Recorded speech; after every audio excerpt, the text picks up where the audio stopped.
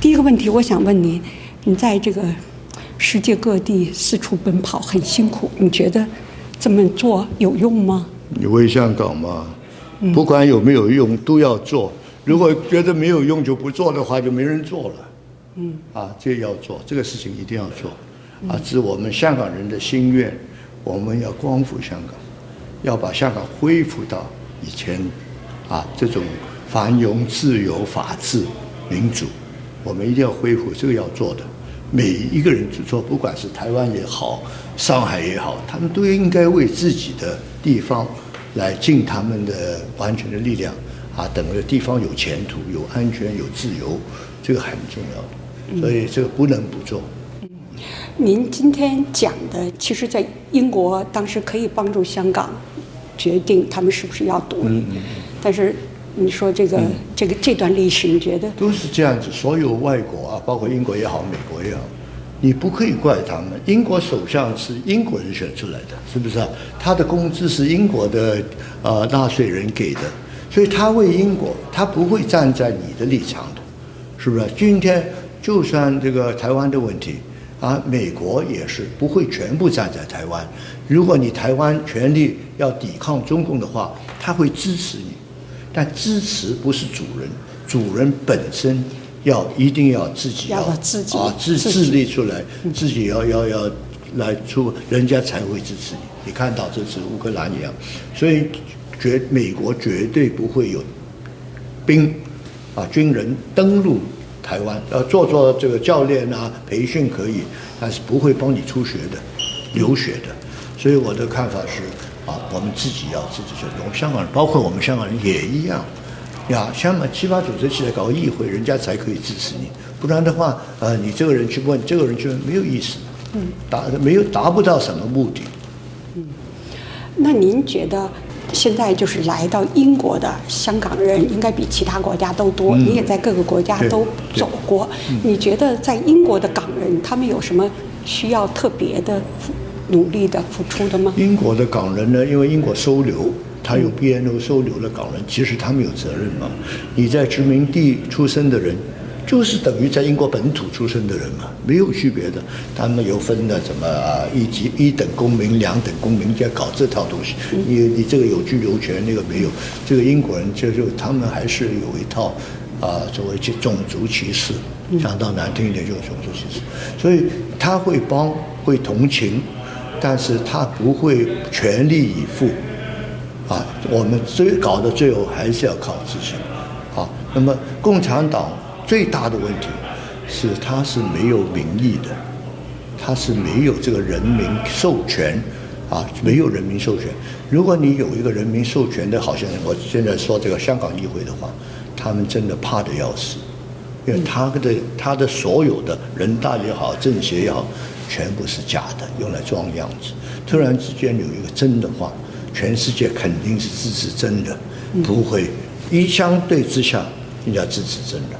那么将来真的议会来管制香港的机会很大这个中共现在这样子也拖不了多久。你看看他的经济政治上乱得一塌糊涂，没有一样，不是以前的崛起是靠老百姓肯吃苦，是不是这个管理的人也不错那个外国北国那边也开放给他的货进去，但是这个时代已经过去了，将来会越收越紧。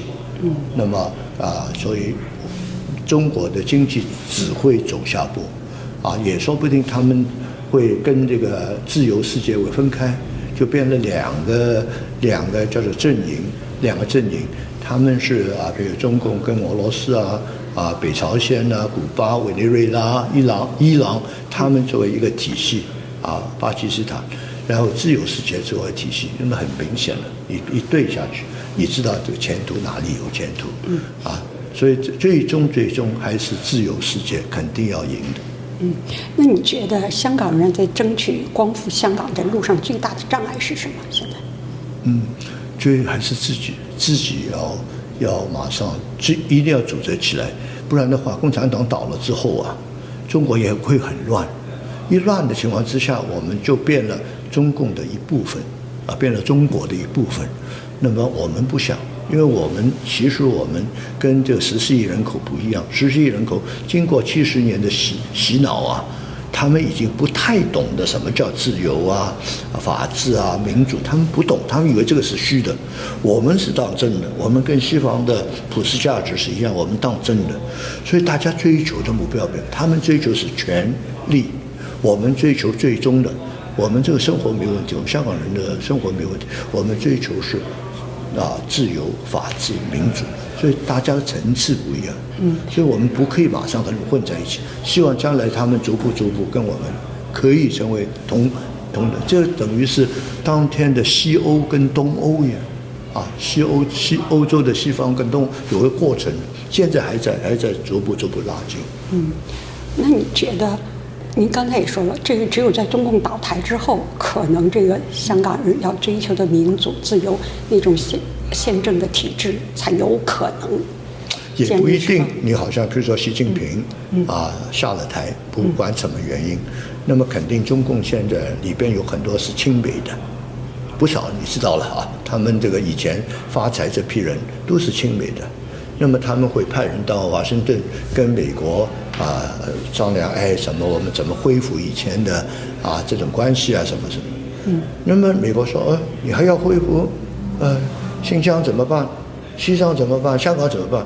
那么他们会短期会更正，就把他们说，我们这个不对，我们会更正，这有可能的。如果习近平不在的话，完全有可能的。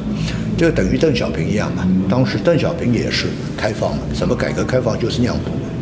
一让步的话，如果我们香港没有组织的话，很难跟中国脱离，很难跟大陆脱离，这也是个机会。如果我们有组织的话，我们可以提出我们要脱离一国两制，就不跟你一国两制，我们就是你的主权是归我们老百姓的，主权归民。那有没有人说你这种观点是港独？独立没有错，你看本来联合国成立的时候只有几十个国家。后来独立了100多个国家，现在193，是不是？那么你说这个独立有没有犯法呢？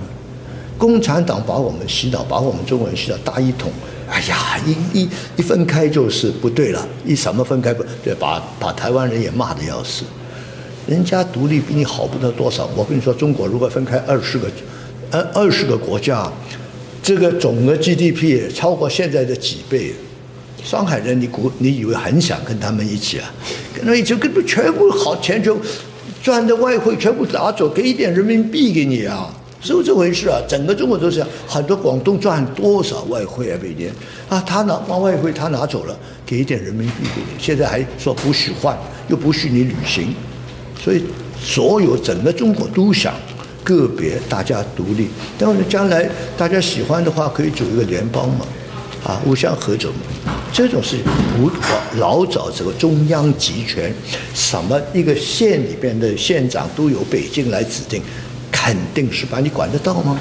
还是老一套封建时代的管理？这套老早就应该放弃了。